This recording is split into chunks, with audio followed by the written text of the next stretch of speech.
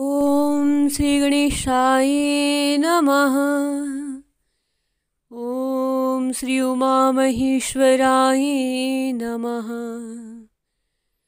ओम श्री नर्मदेश्वर महादेवाय नमः। बोलिए श्री लक्ष्मी नारायण देव की जय। आप सभी का राम दर्शन चैनल में हार्दिक स्वागत है। आज हम सभी श्रवण करने वाले हैं भगवान श्री नारायण की परम प्रिय तिथि श्री एकादशी तिथि के महात्म्य को।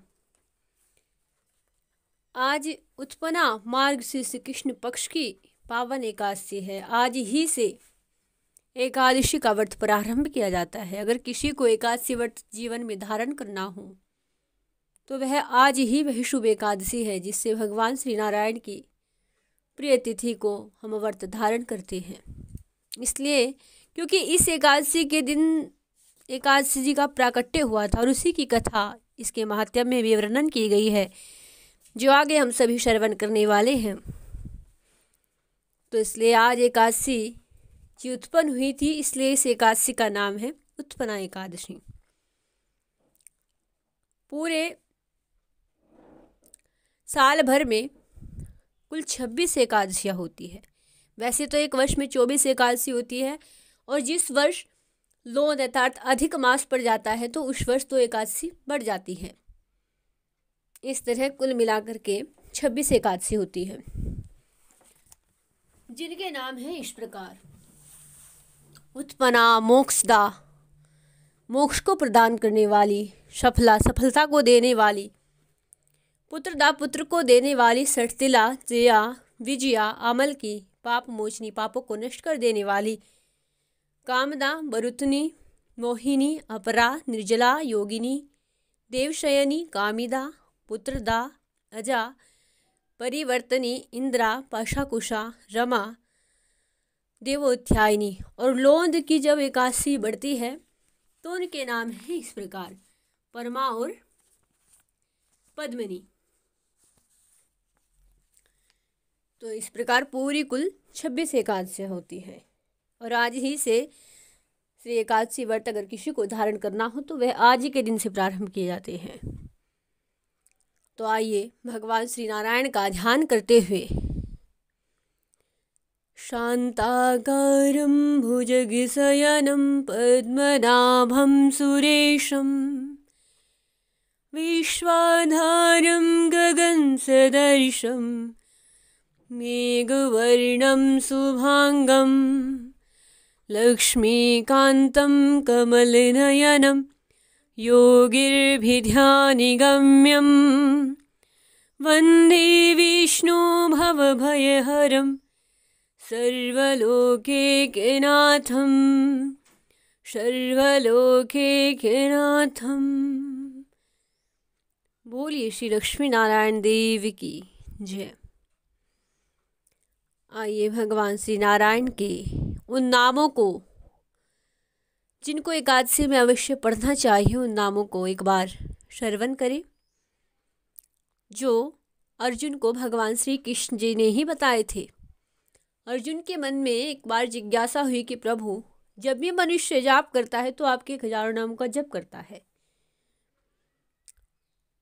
उस पर अगर कोई विपत्ति आती है या उसे कुछ दुख होता है और आपको स्मरण करना हो तो मनुष्य बारंबार 1000 नामों का जप करता है। प्रभु, ऐसा क्यों है?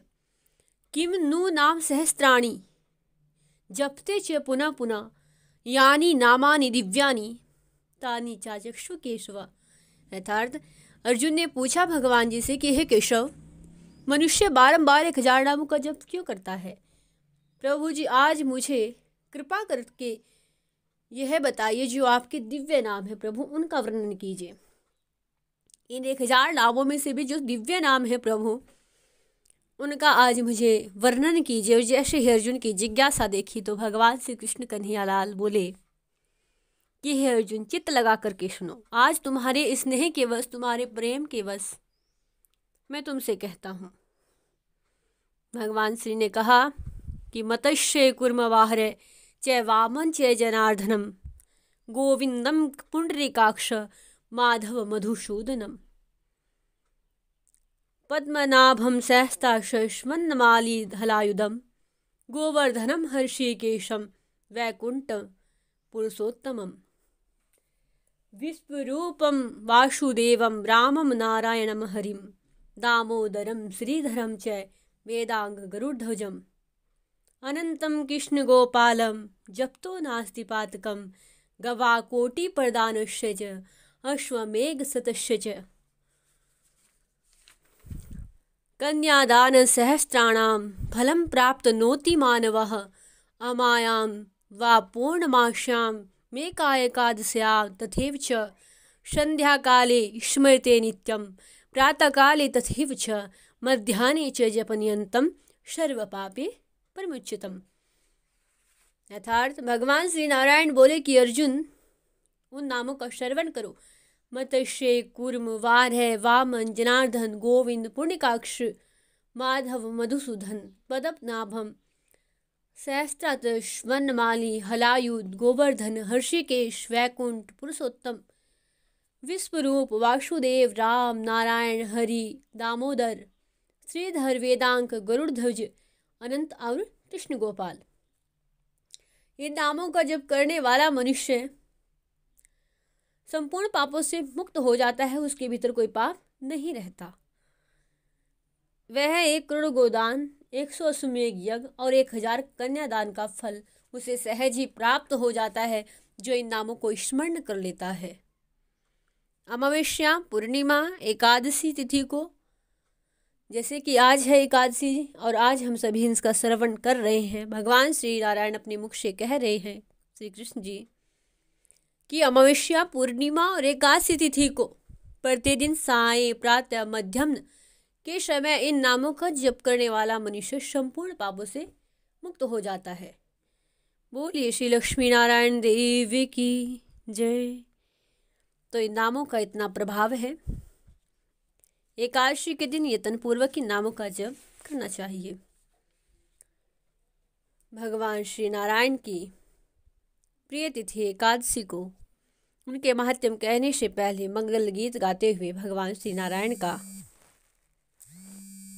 शीत कमला कुच मंडलम धरत कुंडले कलित ललितम वनमाल जय जय देव हरे दिन मणि मंडल मंडन भवखंडने मुनि जनमान हंसमम जय जय देव हरे कालिये विषधर गज्जनम जनरंजनाय यदुकुल नलिन दिनेश च जय जय देव हरे जय जय देव हरे मधु मुन मुर नर विनाशना गरुड़ासने सुरकुल केली निदानम जय जय जय देव हरे अमल कमल दललोचनम भवमोचनम ए त्रिभुवन भवन निधान च जय जय देव हरे जनक श्रुताकृत भूषणम चित्तदूषणम ए समर्षमित दस्कंठ जय जय देव हरे अभिनव जलधर सुंदर धृत मंदरे श्री मुख चंद्र चकोर जय जय देव हरे तव चरणे प्रणतावयमिति भावये कुरु कुशलम प्रणतेषु जय जय देव हरे श्री जय देव के रिंद कुरेते मुदम मंगलम मंजुल गीतम जय जय देव हरे जय जय देव हरे। तो हम सभी ने इस मंगल गीत को भगवान नारायण जी के श्री लक्ष्मी नारायण के इस मंगल गीत को श्रवण किया। अब उनकी सुंदर पावन एकादशी जी के कथा को श्रवण करें। आज उत्पन्ना एकादशी है। सभी जी को माँ एकादशी के जन्मोत्सव की हार्दिक बधाई हो। आइए बड़े प्रेम से माँ एकादशी की कथा को श्रवण करें। श्री सूत जी महाराज सोनका आदि 88,000 ऋषियों से बोले कि हे ऋषियों, 1 वर्ष के अंदर 12 महीने होते हैं और 1 महीने में 2 एकादशी होती है, सो 1 वर्ष में 24 एकादशी होती है। और जिस वर्ष लोन यथार्थ अधिक मास बढ़ जाता है उस वर्ष 2 एकादशियाँ और बढ़ जाती है।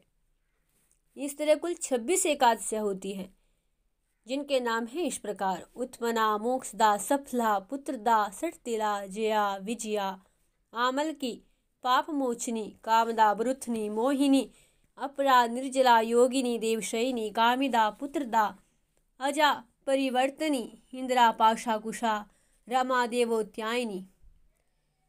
लोनमाश की दोनों एकादशी हैं, पद्मिनी और परमा। ये सब एकादशियाँ यथा नाम और गुण वाली है। जिस प्रकार इनके नाम है ऐसा ये फल देने वाली है। पुत्रदा पुत्र को देने वाली है, मोक्षदा मोक्ष को देने वाली है, विजया विजय को देने वाली है। इस प्रकार जैसे इनके नाम है वैसे गुण धारण करने वाली है। जो मनुष्य इन एकादशियों के व्रत को शास्त्रानुसार करते हैं उसे उसी के फल की प्राप्ति हो जाती है। नेमिषारण्य क्षेत्र में श्री सूत जी ब्राह्मणों से बोले कि हे ब्राह्मणों, विधि सहित इस एकादशी महात्म्य को भगवान श्री कृष्ण ने ही कहा था। प्रेमी जन ही इस व्रत की उत्पत्ति को प्रेम पूर्वक सुनते हैं। इस लोक में अनेकों सुखों को भोग करके भगवान श्री विष्णु के परम पद को प्राप्त करते हैं। श्री सूत जी बोले कि हे ब्राह्मणों, सबसे प्रथम इस एकादशी का माध्यम भगवान श्री कृष्ण ने अर्जुन से कहा था। उसी के अनुसार मैं आपसे कहता हूँ। अर्जुन ने कहा कि हे जनार्दन, इस एकादशी का व्रत महात्म्य क्या है? इस एकादशी के व्रत करने से क्या पुण्य मिलता है? क्या इसकी विधि है? प्रभु मुझे कहिए। ऐसा सुनकर के भगवान श्री कृष्ण जी ने कहा कि हे अर्जुन, सबसे पहले हेमंत ऋतु के मार्गशीर्ष महीने में कृष्ण पक्ष की एकादशी का व्रत करना चाहिए। दशमी की शाम को दातुन करना चाहिए और रात को भोजन नहीं करना चाहिए। एकादशी को सुबह विकल्प नियमानुसार संकल्प नियमानुसार कार्य करें और दोपहर में संकल्प पूर्वक नदी, सरोवर, बावड़ी, कुआं आदि में किसी में भी स्नान करें। स्नान करने से पहले शरीर पर मिट्टी का चंदन लगाना चाहिए और चंदन लगाने का मंत्र भी इस प्रकार है। अश्व क्रांते रत क्रांते विष्णु क्रांते वसुधरे ऊर्ध्वतापी ब्राराहीन कृष्णेन शतबाहुना मृत्यु के हर में पापम यन माया पूर्व संचेततम तव्याहतेन पापेन गच्छामि परमागतिम। व्रत करने वाले को स्नान करने के पश्चात पापी, चोर, पाखंडी, दूसरे की बुराई करने वाला, परस्त्री का गमन करने वाला, दुराचारी, दूसरे के धन को चुराने वाला, मंदिरों में चोरी करने वाला, इन सभी मनुष्य से बात नहीं करनी चाहिए। और यदि अनजाने में किसी से हो भी जाए तो इस पाप को दूर करने के लिए प्रत्यक्ष देवता श्री सूर्य नारायण का दर्शन तो अवश्य ही कर लेना चाहिए। स्नान के बाद भगवान श्री नारायण को धूप दीप, लक्ष्मी नारायण को धूप दीप नैवेद्य से पूजन करें। रात को दीप दान करना चाहिए।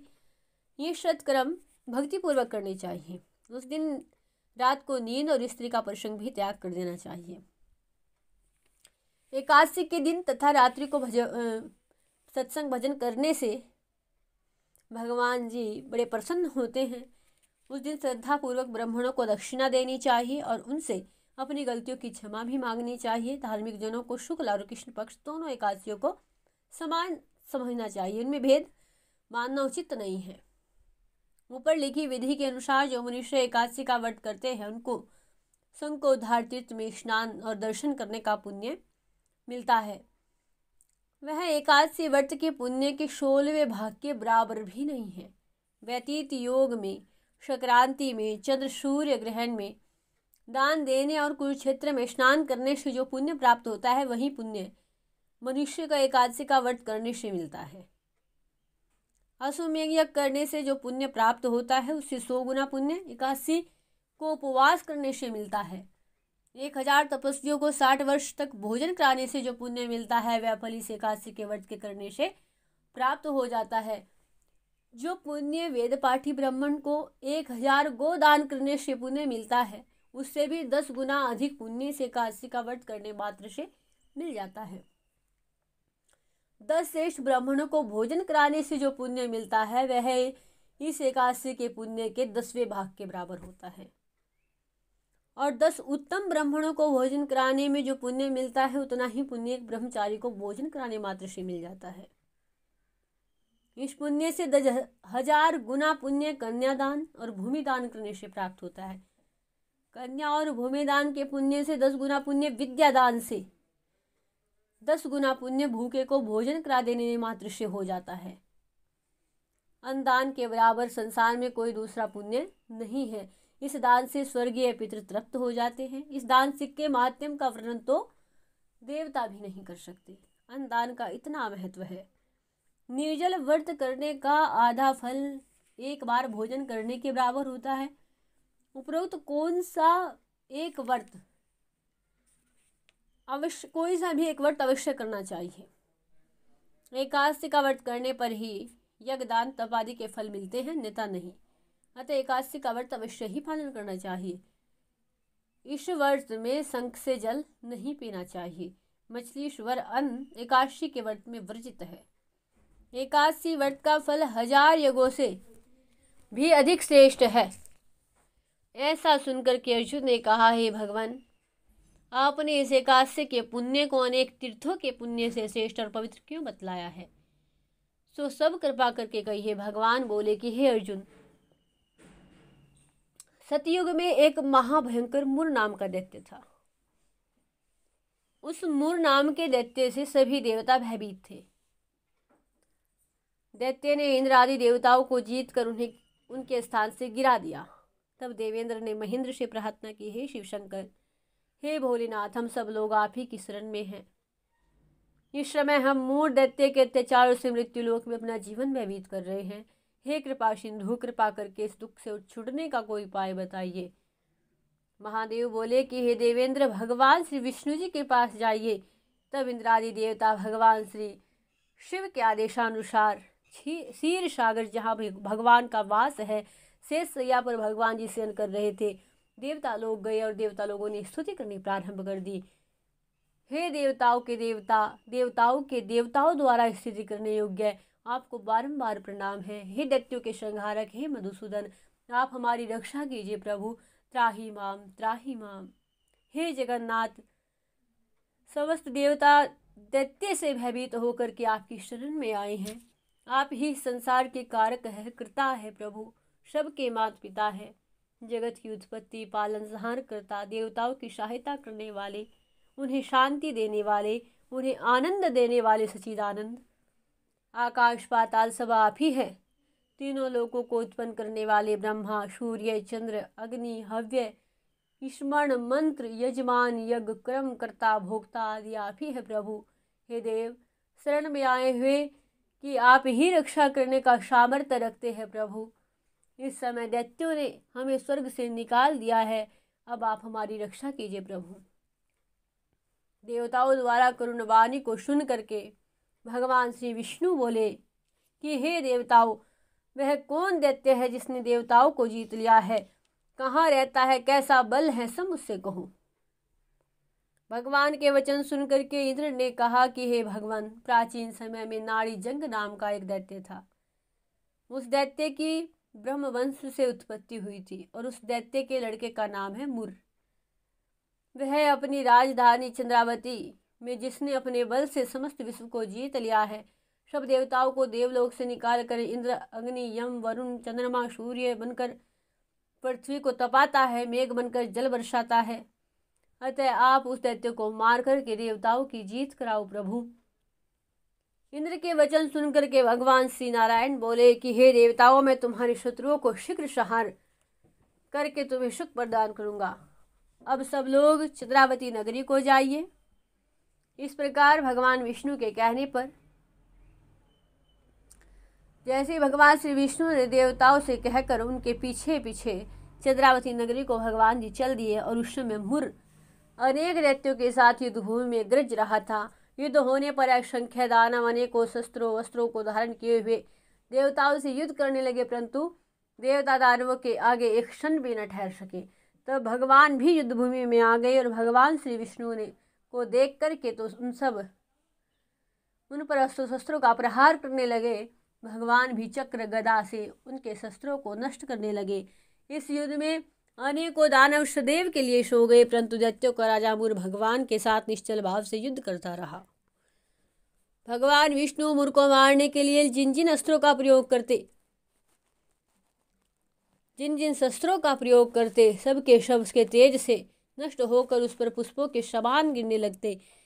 वह आपस में मल्लयुद्ध करने लगे, परंतु उस दैत्य को जीत न सके। अंत में भगवान विष्णु शांत होकर विश्राम करने की इच्छा से बद्रिका आश्रम गए और उस समय 48 कोश लंबी एक द्वार वाली हेमवती नाम की गुफा में शयन करने के लिए भगवान जी घुसे। हे अर्जुन, अतः मैंने उस गुफा में शयन किया और वह दैत्य वहां भी आ गया। मुझको शयन करता देख करके वह मुझे मारने के लिए तैयार हो गया। उस समय मेरी देह से एक अत्यंत सुंदर कन्या दिव्य अस्त्र शस्त्र धारण किए हुए उत्पन्न हुई और दैत्य के सामने आकर युद्ध करने लगी। वह दैत्य इस कन्या से लगातार युद्ध करता रहा। कुछ समय बीतने पर इस कन्या ने क्रोध में आकर के उस दैत्य के अस्त्र शस्त्रों के टुकड़े टुकड़े कर तोड़ दिया। तो वह दैत्य हमारे क्रोध के उससे मल्लयुद्ध करने लगा। उस कन्या ने उसको धक्का देकर मूर्छित कर दिया। जब वह दैत्य मूर्छा से जगा तो उस कन्या ने उस दुष्ट का सिर काट कर यमपुरी को पहुंचा दिया। अन्य समस्त दानव भी ऐसा देख करके पाताल लोक को चले गए।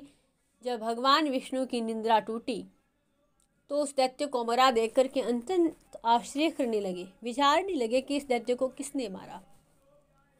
तब वह कन्या हाथ जोड़ करके भगवान से बोली कि हे भगवान,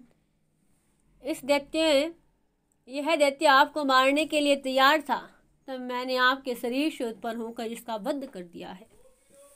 इस पर भगवान बोले कि हे कन्या, तूने इसको मारा है तो मैं तेरे ऊपर प्रसन्न हूँ। तूने इसको मारा है इसलिए मैं तेरे ऊपर प्रसन्न हूँ। तूने तीनों लोकों में देवताओं को सुख दिया है, इसलिए तू अपनी इच्छा अनुसार वरदान मांग। कन्या बोली कि हे भगवान, मुझे वरदान यह दीजिए कि जो मेरा व्रत करे उसके समस्त पाप नष्ट हो और अंत में स्वर्ग को जाए। मेरे व्रत का आधा फल रात्रि को मिले और उससे आधा फल एक समय भोजन करने वाले को मिले। जो मनुष्य भक्ति पूर्वक मेरे व्रत को करे वह निश्चय ही आपके लोक को प्राप्त करे।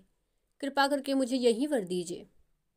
जो मनुष्य मेरे दिन और रात्रि को एक समय भोजन करे वे धन धान्य से भरपूर रहे।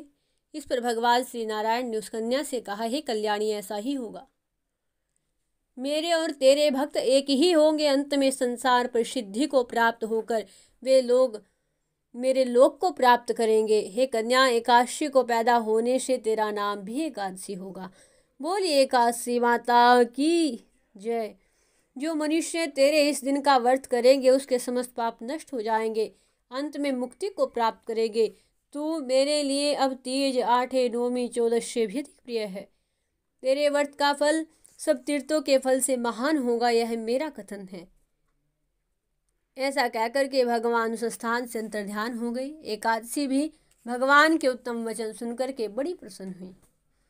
हे अर्जुन, सब तीर्थों, दानों, व्रतों के फल से एकादशी का व्रत का फल सर्वश्रेष्ठ है। मैं एकादशी का व्रत करने वाले मनुष्य के शत्रुओं को, विघ्नों को नष्ट कर देता हूँ, उन्हें मोक्ष प्राप्त कराता हूँ। अर्जुन, यह मैंने तुमसे एकादशी की उत्पत्ति के बारे में जो व्रत बताया है। एकादशी है पापों को नष्ट कर देने वाली है, सिद्धि को देने वाली है। उत्तम मनुष्य को दोनों पक्षों की एकादशी को समान समझना चाहिए, उनमें भेदभाव नहीं करना चाहिए, यह उचित नहीं है। जो विष्णु भगवान का भक्त है उनको धन्य है। जो एकादशी महात्म्य को श्रवण में पठन करते हैं उनको अश्वमेध यज्ञ का फल मिलता है। जो मनुष्य भक्तिपूर्वक कथा को सुनते हैं वे श्री विष्णु लोक को प्राप्त करते हैं। करोड़ों वर्षों तक उनकी उस जगह पूजा होती है। जो एकादशी महात्म्य के चौथाई भाग को भी सुनते हैं उनके ब्रह्म हत्या आदि पाप नष्ट हो जाते हैं। विष्णु धर्म के समान संसार में कोई धर्म नहीं है और एकादशी के बराबर का कोई दूसरा व्रत नहीं है। ऐसा इस व्रत का प्रभाव है। बोलिए श्री उत्पन्ना एकादशी की जय। लक्ष्मी नारायण देव की जय। इस प्रकार ने आज सभी ने भगवान श्री नारायण के परम प्रिय व्रत के एकादशी व्रत के प्रभाव को जाना, उसकी कथा को श्रवण किया जो बड़ी ही पुण्यप्रद है। बोलिए श्री लक्ष्मी नारायण देव की जय।